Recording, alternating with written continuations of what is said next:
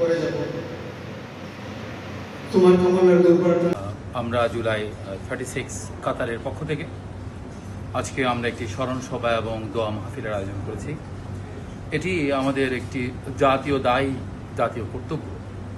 কেননা বাংলার সংগ্রামের যে চূড়ান্ত বিস্ফোরণ হয়েছে 1971 সনের মাধ্যমে আমরা যেভাবে বাংলার ভূখণ্ডকে পেয়েছি, সেই ভূখণ্ডকে শকুনের হাত থেকে রক্ষা করার জন্য 2024-এ আমাদের সন্তানরা যেভাবে নিজেদের তাজা তরুণ প্রাণ বিলিয়ে দিয়েছে, তাদেরকে স্মরণ করা এবং ভবিষ্যতে যাতে কোনো ধরনের ফেসিবাদ আবারও জন্ম না নিতে পারে বাংলার বুকে, সেই শপথ নিয়েছি আজকে আমরা।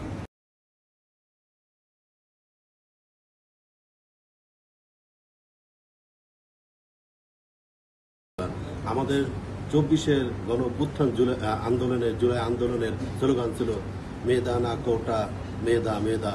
আর এই স্লোগানে কোটি মানুষের কণ্ঠে উদ্বুদ্ধ হয়ে ছাত্র জনতা যখন মাঠে নেমে আসলো, তখন স্বৈরাচার সে বুঝতে পারলো তার আর বাংলাদেশের মসনদে থাকার অধিকার সে হারিয়ে ফেলেছে এবং তার সমস্ত ধরনের ভণ্ডমি, তার সমস্ত ধরনের উন্নয়নের গল্প দিয়ে মানুষকে গুম, হত্যা, এই যে আমাদেরকে একটা তাবেদারি রাষ্ট্র বানিয়ে রাখার যে একটা তার ছলছতুরি ছিল, সেটা প্রকাশ হয়ে গেছে।